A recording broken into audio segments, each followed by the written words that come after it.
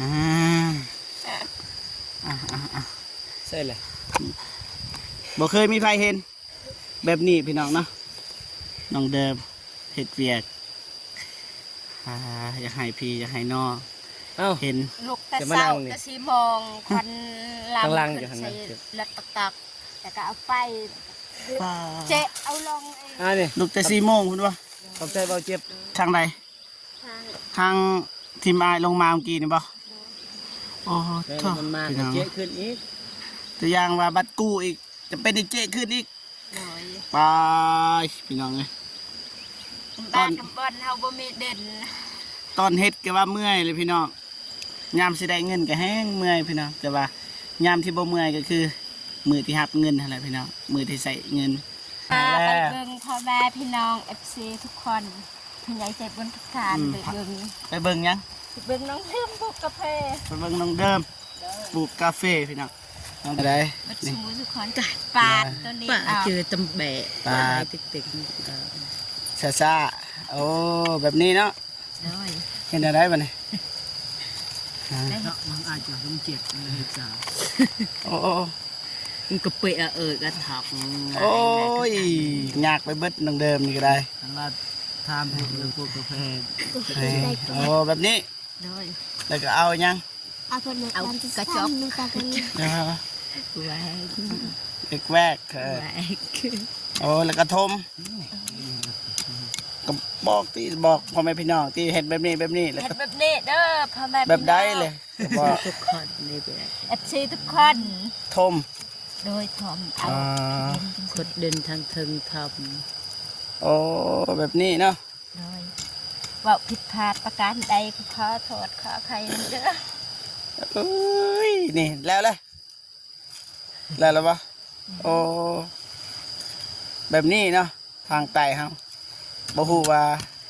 ทางต่างประเทศลาวไทยหรือว่าต่างประเทศปลูกแนวใดแต่ว่าทางนี้นี่แบบนี้น้องเดิมเพิ่นว่านี่เพิ่นสอนปลูกตัวเป็นเยอะเบิดว่าอีจากหลายอินเนทาย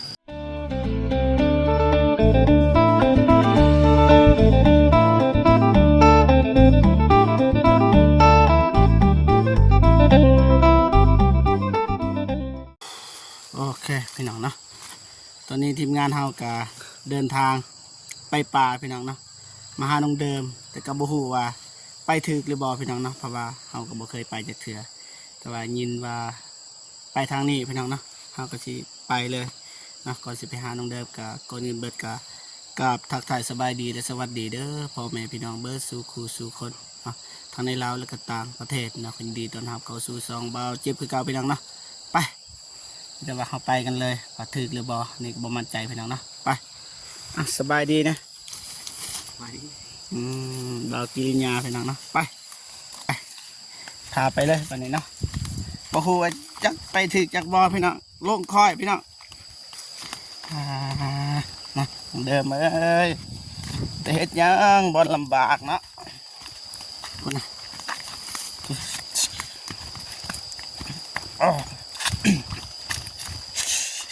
โอ้ขากลับที่มันสิหนักขาลงบ่เป็นยัง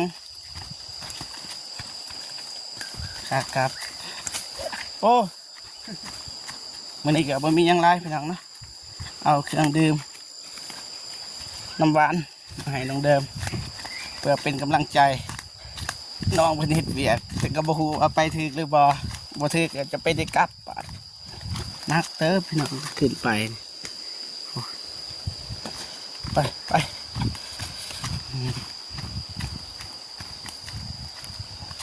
ถึกอยู่บ่ได้พี่น้องเอ้ย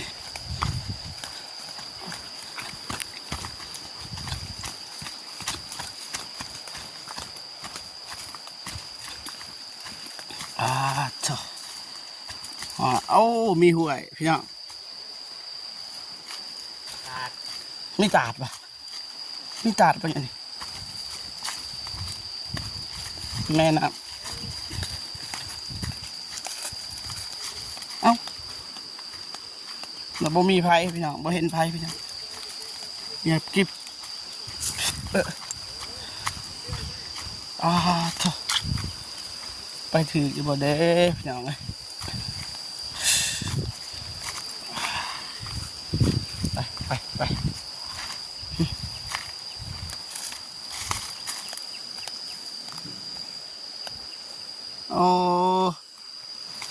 เห็นแล้วพี่น้องเห็นแล้วจะปากก่อนรู้สึกว่ามันลำบากนะไป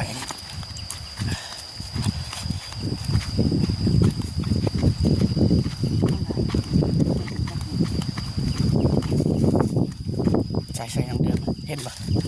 น้ำเดิมไปทางนี้กันแม่นมองเดิมนะว่ามันเอื่อยแล้ว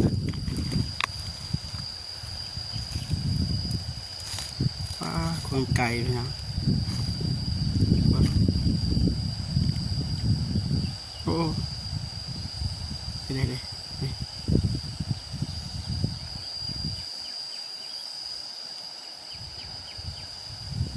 ต้องเดิมใช่ไหมไปต่อลงไป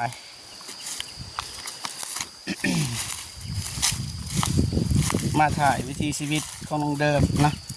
หลังจากทีมงานเฮาเฮ็ดหรือว่าสร้างบ้านให้น้องเดิมเรียบร้อยออกสิมาเบิ่งว่าน้องเดิมเราเฮ็ดหยังนะวิถีชีวิตของน้องเพิ่นนะแต่รู้สึกว่าอยู่ไกลพี่น้องนะมีตาดพี่น้องโอ้จ้า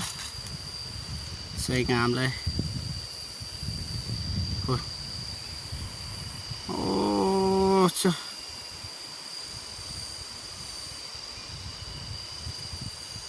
มีตาด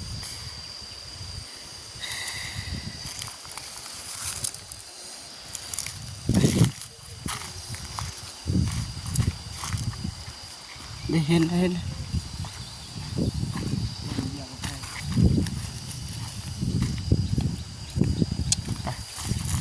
เห็นน้องเดิมด้วยใช่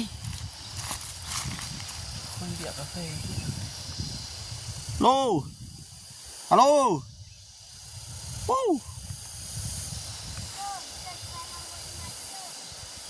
ใส่น้องเดิมนั่นพงกี่ โอ้ฮุงกี้เล่นน้องเดิมโอ้แม่นเลย ปะมันกินกันปะ ปากกัน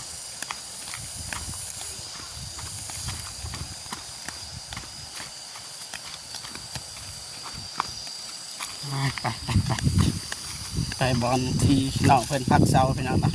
กระตูบหลักน้อยๆบ่แม่นกระตูบกลางผ้าบัดแม่นมองเดิม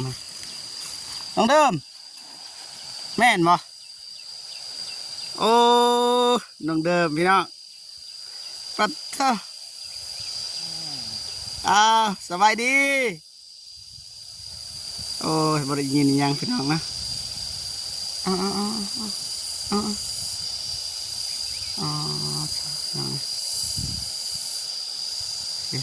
ไปหาน้องเดิมไป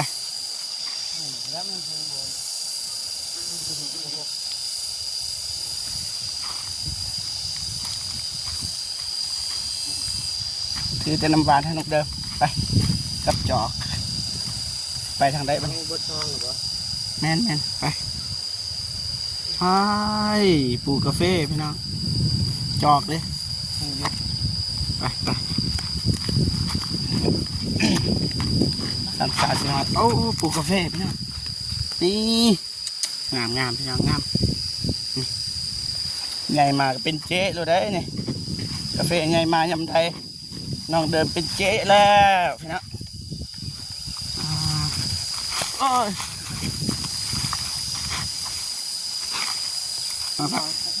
ไป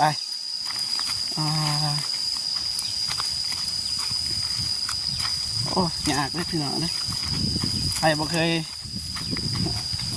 ยย่างนะนี่ลำบากรถไป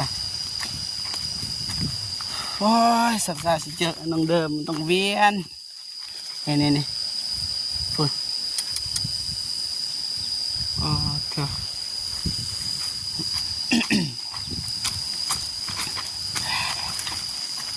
ไป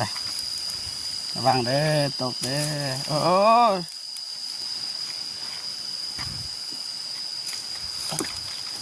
ไปป้าพี่น้องหอนไลน์ฮักบ่หัก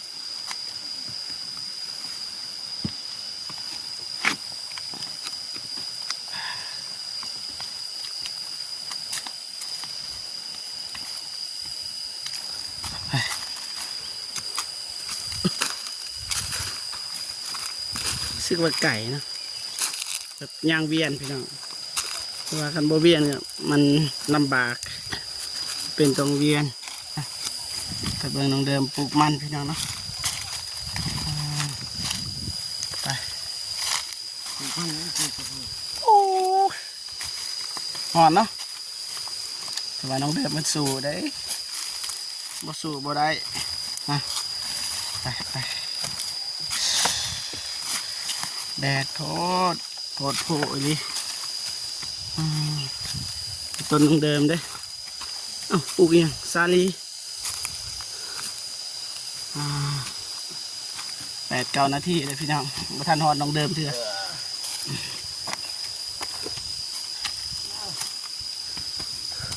แม่นบ่น้องเดิมปลากาแฟพี่น้องนี่น้องเดิมโอ้บ่ย่านบ่ เจี๊ยบกระสอบ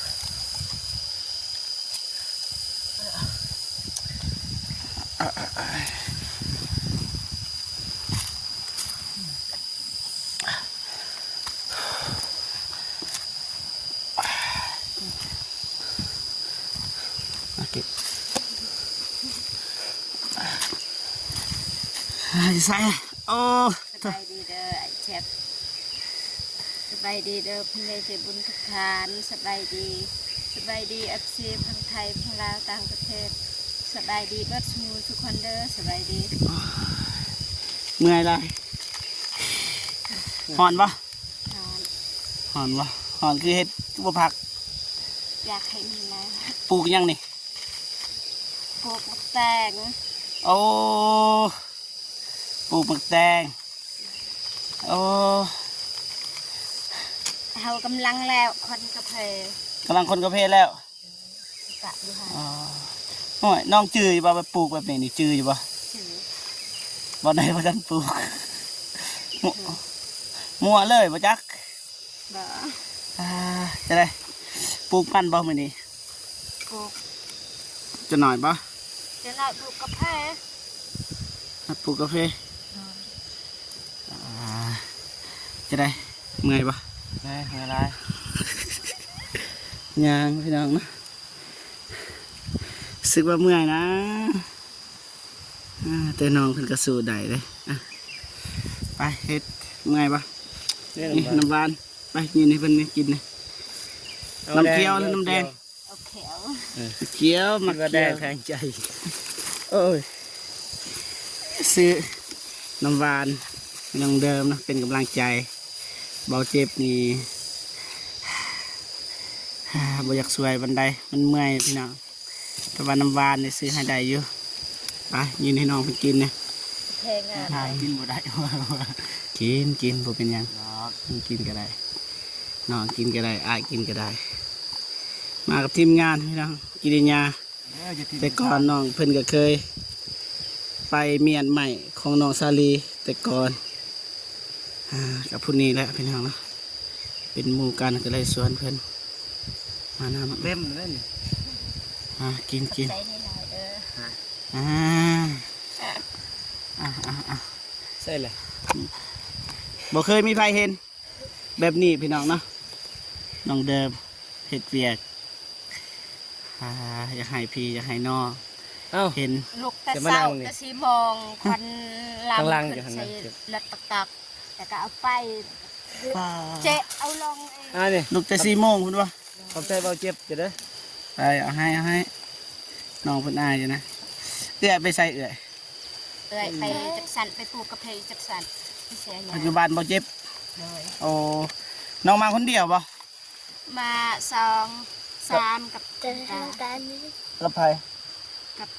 เอ้ยมันนี่ โอ้ได้โอเคงามหลายกาแฟเนี่ยจักมือเลยปลูกจักมือเลยจักวันเลย ต้องดื่มกับมือนี่2 วัน บ่กาแฟนี่จักวันแล้ว ผูกเจ็บได้จากมือ 3กับมือนี่ 3วันนี้แสดงว่าน้องเดิมบ่ได้ปลูกกาแฟนี่มาบ่ทันแม่นบ่ แต่มื้อวานปลูก น้องลูกแต่4 โมง โดย ลูกเลยเห็นหยัง ลูกคนกระเพราขึ้นใส่รถตัก แล้วก็มาคนมานี่ โดยแล้วก็เจ๊ลองอีก เจ๊ลงมานี่อีก โดย ทางใด ทาง ทางทีมอายลงมาเมื่อกี้นี่บ่โอ้ แม่ โถ่ มันมา พี่ ก็ น้อง เจ๊ขึ้นอีก ตัวอย่างว่าบัตรกู้อีก จะเป็นไอ้เจ๊ขึ้นอีก โดย ไปพี่น้องเอ้ย บ้านกำบอนเฮาบ่มีเด่น ตอนเฮ็ดก็ว่าเมื่อยเลยพี่น้องยามสิได้เงินก็แห้งเมื่อยพี่น้องแต่ว่ายามที่บ่เมื่อยก็คือ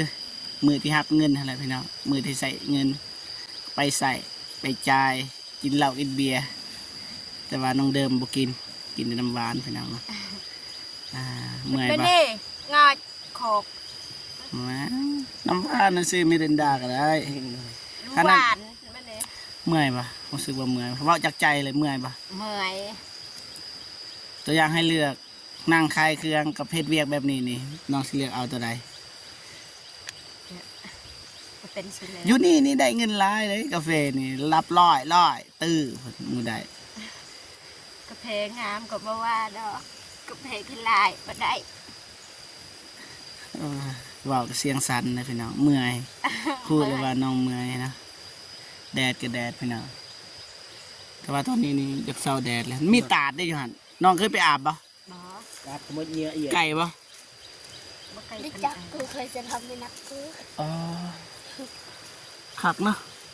มีตาได้ยังวันอาบน้ำยัง เพิ่งอาหาร โตเด็กเป็น อยู่ไสมีเผือก อาหาร แต่ กบ แต่เด็กเป็น โอ้ กบตะโพนก็แห้ง เห็นใหญ่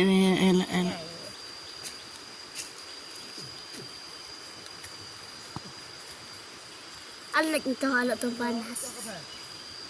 บ่เห็นนะพี่น้อง เหลืออันเล็กตัว ตื่นแต่เช้าสามชาสิได้บ่แม่นเรื่องง่ายพี่น้องเนาะเฮ็ดหยังก็แล้วแต่คันบ่สู้อีหลีบ่ได้นะเห็นว่าคนอื่นนี่เห็นเงินหลายเขาก็เฮ็ดหนักพี่น้องเนาะสามชาสิได้เงินบ่แม่นเรื่องง่าย เรื่องบุญเรื่องวาสนาบ่เกี่ยวเลยกันเฮาดูเฮาได้บ่เจ็บคิดว่านะถึงว่าเขาสิได้ยากแต่ว่าเฮาก็ต้องได้นั่นแหละบ่ได้น้อยก็ได้หลายนะว่าน้องเดิมเพิ่นก็สู้พี่น้องเนาะคือบ่กินหวานบ่ ปาน คิดว่าบ่เจ็บซื้อให้แล้วมันคม ใจหลายๆเด้อเจ็บที่ซื้อมาให้กินน้ำหวาน เฮาหาเด้บ่ฮู้ว่าดินอยู่ไสฮู้บ่อ้ายหาสำซาสิหาได้พี่กายบ่นี่ก็ถามคนเขาว่าเอ้าจะไปกายแล้วเขาว่าถ้ามิดว่าถามคนในเฮือนของน้องเดิมพักกันแหละเขาว่านี่ขี่รถจักรมาบัดถามเขาแล้วเขาว่าขี่รถไถนาแหละรถตอกจังว่าเอ้าบอกบ่ตรงกันมันก็หายากเนาะเขาบ่เคยจะให้ไอเตียงมาเห็นเด้แบบนี้เด้นี่ลมมาที่เทิงนี่กิ้งเลยเด้นี่ติดลงหวยเลยพี่น้องคุณวันน้องเดิมผักแม่นบ่อ๋อบ่มียังเด้มีแต่พาบัตรพี่น้องลมแห้งสำใดสำหนึ่งนี่ไปเบิด แต่คนดำกับนักเรียนคนดำ ดำมาให้ กินข้าวกินน้ำแล้วบ่ ย่าง ยัง ย่าง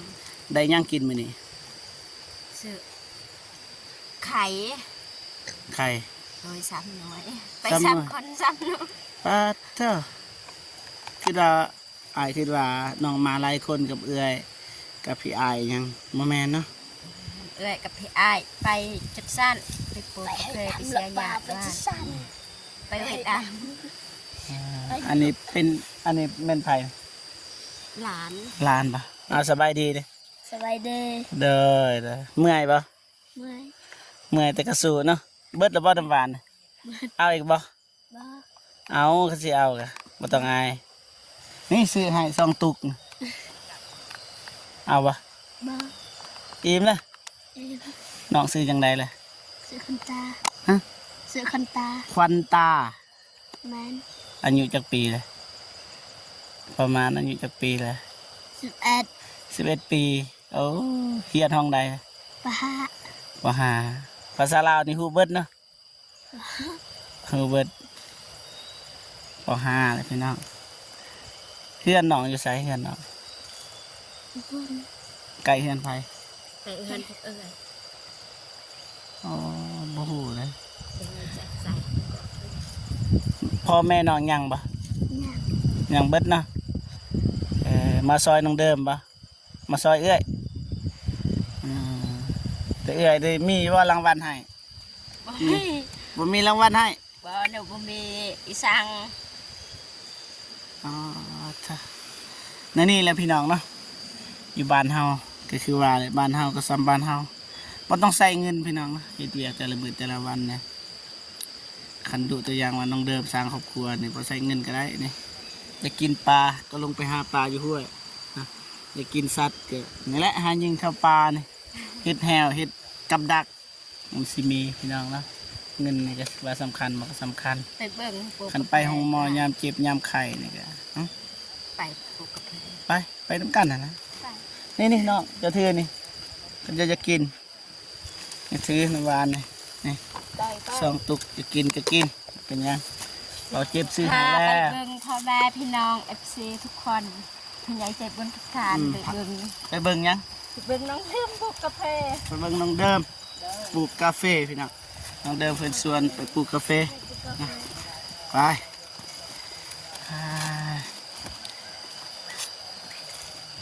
ปลูกกาแฟพี่น้องไปเป็นเจแล้วได้นี่กาแฟหมากยำใดเป็นเจยำนั้นเลยพี่น้องรู้สึกว่าดินมันงามอยู่นี่นะแต่ว่ารู้สึกว่าลำบากแต่ว่างาม อันนี้มันงัด น้ำหวานเด้อสบายดีเอ้ยเมื่อยบ่ เมื่อย เมื่อยแต่กระสุ คาย ขึ้นผู้ลงคอยเดี๋ยวจะพาตรงเด้อวิธีบอกวิธีนี่วิธีปลูกกาแฟจะพา จามไปถึงหน้าอก แล้วนี่ นี่ เด้อ ได้ พ่อแม่พี่น้อง นี่ได้ มา นี่ ชิมทุกคนปาดตัวนี้ ป่า เอา เจอตำแบะ ปาด ตึก ซาโอ้แบบนี้เนาะ เลย เห็นอะไรบ้างนี่ มันอาจจะต้องเจ็บในเหตุการณ์ โอ้ มันก็เปะกระถัก โอ้ยยากไปเบิดน้องเดิมนี่ก็ได้ ทางลาดทานพูดเรื่องพวกกาแฟ โอ้แบบนี้ เลย แล้วก็เอายัง เอาคนเล็ก เอากระจก นึงกันนี้ เดี๋ยว แหวก เด็กแวก แหวก โอ้แล้วก็ทมก็บอกที่บอกพ่อแม่พี่น้องที่เห็นแบบนี้แล้ว เห็น ก็ แบบนี้เด้อพ่อแม่ แบบได้เลยก็บอก ทุกคนในแบบ เอฟซีทุกคน ทม โดยทอมเอา คดเดินทางเทิงท โอ้แบบนี้เนาะ โดยว่าผิดพลาดประการใดก็ขอโทษขออภัยเด้อ เอ้ยนี่แล้วเลยแล้วปะโอ้แบบนี้เนาะทางไต่ครับบ่ฮู้ว่าทางต่างประเทศลาวไทยหรือว่าต่างประเทศปลูกแนวใดแต่ว่าทางนี้นี่แบบนี้น้องเดิมเพิ่นว่านี่เพิ่นสอนปลูก แล้ว ำ นี่ ก็เป็นเยอะ เบิด ว่าไอ้จากหลายเงี้ยฐาน นี่มันได้อีกบ้านี่ อีแดกกูถอย ได้ กูถอยดูกกูถอยนี่ได้ ใช่ ได้นี่เจ้า นี่ปะ คล้ายๆเด้อไอ้เจ็บ ค่อย รูดพิจา ๆเปื่อนเบิดพี่น้องนะไป ดาวสาร ดาวมันคือตา ยังละบอลเจ็บอย่าง ชีวิตจริงพี่น้องเนาะ ทำมาเลย บ่ได้ตัดต่อบ่ได้สร้างคอนเทนต์นะชีวิตจริงเลยนะน้องไปเฮ็ดอะไรเฮาก็ถ่ายแบบนั้นพี่น้องเนาะเบื้องหลังการใช้ชีวิตหรือว่า ชีวิตการเป็นอยู่ในแต่ละมือของน้องเดิมประเทศยังปลูกกาแฟปลูกมันหลายๆอย่างน้องประเทศนะแต่ก็บ่รวยจักเทื่อแต่ว่าต้นทุนมันบ่ดี แต่ละคนนี่ใส่ปุ๋ยใส่นี่น้องเพิ่นใส่ธรรมชาติเลยน้องนะ ดังอะไร บ่ต้องใส่ปุ๋ยบ่ต้องแต่งเติมมีแต่ปลูกเป็นธรรมชาตินะให้ฝนมันหดเอง แทกระจับอมตาตัวเขาดูเสากูตาแล้วคือเราโดนหน่อยด่างกูตักมีชีอยู่กูตา แล้วเลย ด่างตากูโดน ไว้แท้ คือไหวแท้ ได้เลย ไว้มีกำลังใจไอ้เจ็บไปหา ปาดเถอะมีกำลังใจเอ้ย น่าจะยุกค่ะมีเลยกระปอกกระแตกอะไรเอง น่ะ ตายเลย คักงามๆน้องแดดปลูกนี่เป็นเจ๊เขาเอิญเป็นเจ๊ น้องมีลูกฟังน้อง เป็น นี่เงินนะโอ้ ตัวมันแดง ไปไปกินอะไรมาเนี่ยทมคือเขา เอาขี้เด่นอยู่เทิงนี่ สอน FC บางทีเขาเป็นคนน้องเดิมบ่จัก บอกให้เพิ่นแนะนำนะถ้าต่างประเทศ แต่แนะนำว่าแนวใดให้คาเฟ่มันงามเขาต้องปลูกแบบใดนะแต่ว่าให้ FC เมนมา ให้กับแบบคน ถึงว่าบ่เจ็บบางอันนั้นก็บ่ได้ตอบแต่ว่าได้อ่านเบิดพี่น้องนะ ใช้แบบคนใส่ค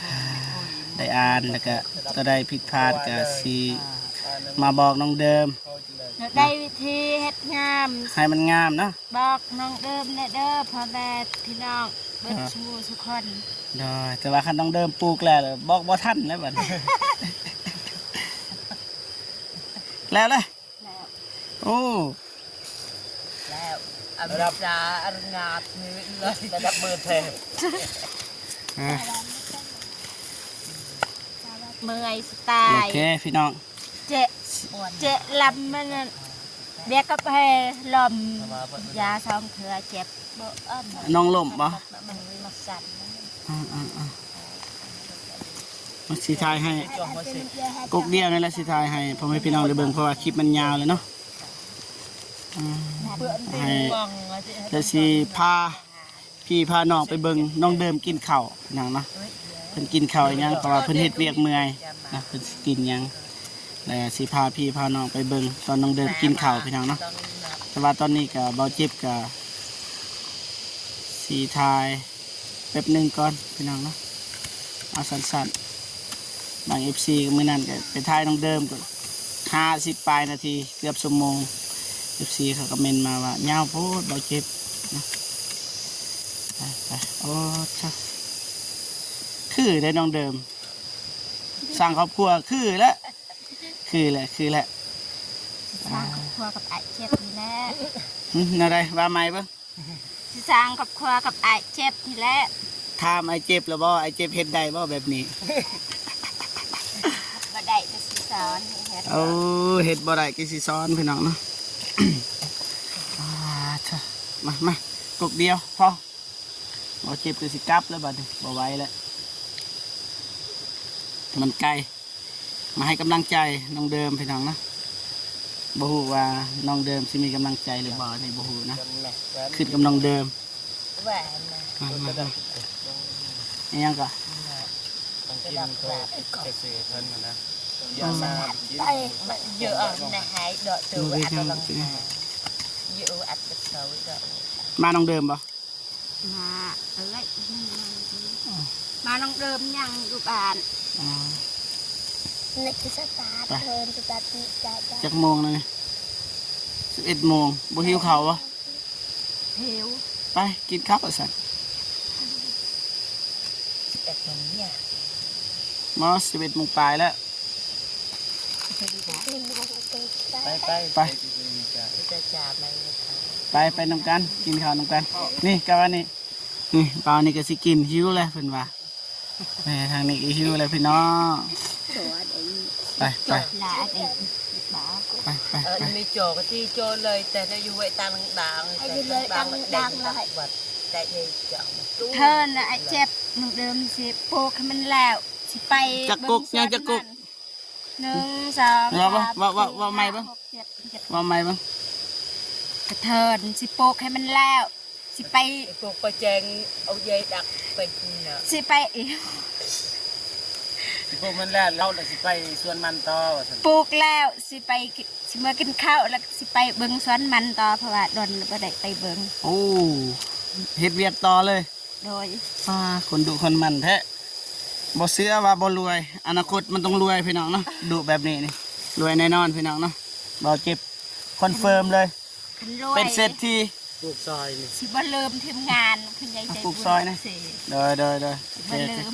มาสิถ่ายเบิ่งนี้อีกไปเบาอันนี้ ฝากเด้อ นี่ก็ชีวิตชาวสวนคือกันนะพี่น้องเพิ่นก็ปลูกกาแฟ แล้วก็ให้เด้อ อ่า เปิดแผล ปลูกซอยนะให้แล้วไว้นี่นี่คนเป็นจะเบิ่งนี่คนมันเป็นนี่ง่ายไปเบิดนี่ ก็ลง นั่ น้ นนี่วะ ำ นี่ ไป เมื่อซีบพี่น้องเนาะบ่าวลายนี่ กาแฟละเฮ็ด มองไม่เฮ็ดจ้ะ ใส่จักเฮกตาร์เลยประมาณกาแฟได้เท่าไรเลย ก็กอบผู้ตาย 3เฮกตาร์แหละ ก็แพ้ ตอนแล้วปีนี้นี่มันจะเก็บหมากปีหน้านี่เก็บหมากแล้วบ่าวนี่สับสิเอาอืม ให้พ่อแม่ มาปลูกปล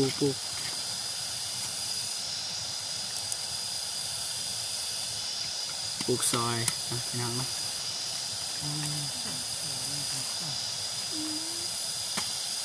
อ๋อเจ็บบุปลูกก็ได้เนาะลองเดินไหม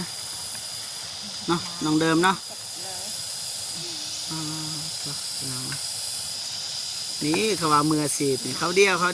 นี่หลักการปลูก ยันหนวดปลาไอ้เปิด นี่ เดี๋ยว เรียบร้อยไป ไม่เนี่ยว่าดักกันหลังแต่สิเลยใส่ ดักกันลากบ่ลากดอกมือกินข้าวนั่นนี่เลย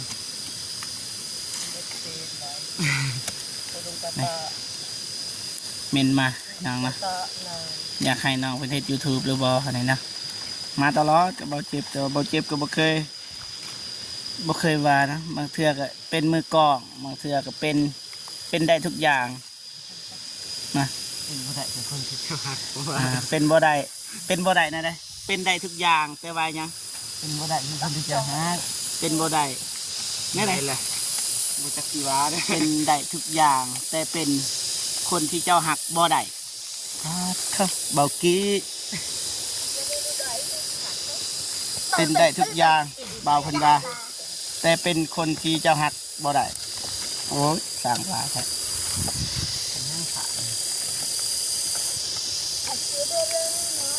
ทางนี้ก็เฮ็ดแล้วสิครับเนาะใหญ่เพิ่น ก็เลยล่ะ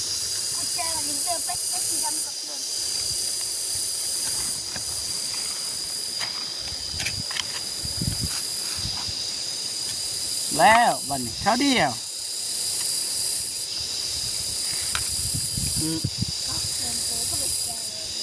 ไป โอ้ยถ้า แล้วหรือเปล่าน้องเดิมไปวันนี้เมื่อกินข้าวพี่น้องเนาะ อะไร ป้าน้องเดิม เขาดื่มแล้วตอนนี้ยังดื่มก็เป็นละแล้วก็มีเจอ ขออันนี้สอง ทายแบบธรรมศาสตร์เลยพี่น้องนะ สแต็กหลังโดน แบบธรรมศาสตร์เลยบริตัดบริต่อบริ แล้วก็มีเจอมาแต่ บริวางแผนนะทายแบบธรรมศาสตร์เลยพี่น้องนี่จะเจกับพาเลยน้องน้อยเจ้านายก็ แต่ไม่เจอเดิม หลังแกเด็ก11 ปีเลยเจกับพา เนาะดึกบ่ได้ เป๊ป แต่ ซี่ จบไป น้ำหวานที่บอจิบซื้อให้นะเจเลยพี่น้องน้องคนดีใจ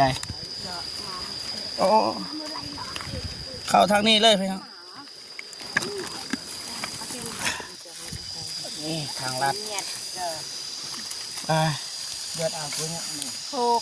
แนวมักแตงนะดาวเตียงทองซื้อมาให้ จัดไปครับ สิปลูก นั่นไงเบาไหม สิปลูกแนวมักแตงของนะดาวเตียงทองซื้อมาให้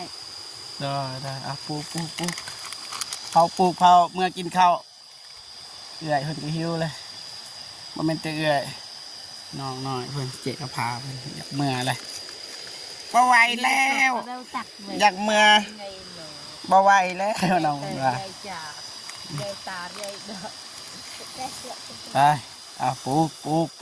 จริงดอกต้านระยะมาเจอครับไอ้บ่เจออีหาตรงกาแฟชวนเอามา โอเค อันนั้นเดี๋ยวการมาให้ตอนก็ โอ้มีเสียงน้ำตกตาดพี่น้องนะ ต้านเลยเองนะคำยาหมา โอเคพี่น้องเนาะมื้อนี้บ่าวเจ็บก็ได้มาถ่ายทอดให้พ่อแม่พี่น้องได้เบิ่งวิถีชีวิตของน้องเดิมเนาะ ก็ประมาณนี้พี่น้องเนาะหากว่า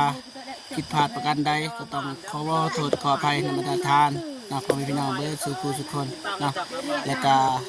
ขอบคุญขอบคุณนะผู้ใหญ่ใจดีและ FC ทุกท่านที่เข้ามาให้กำลังใจเบาเจ็บแล้วก็น้องเดิมนะจะได้ก็ขอให้พ่อแม่พี่น้องจงมีแต่ความสุขสุขภาพแข็งแรงประสบผลสำเร็จในหน้าที่การงานไปที่ใดก็ขอให้ปลอดภัยเบิดสู่คู่ทุกคนเนาะอย่าเจ็บอย่าจนและขอร่ำรวยยิ่งขึ้นไปเด้อพ่อแม่พี่น้องเบิดสู่คู่ทุกคนเนาะเอาคลิปนี้เบาเจ็บขอโตจบคลิปก่อนเนาะเอาไว้เจอกันคลิปหน้าสำหรับคลิปนี้ขอกล่าวคำว่าสบายดีเด้อบ๊ายบายพี่น้องเนาะ Hãy subscribe cho kênh Ghiền Mì Gõ để không bỏ lỡ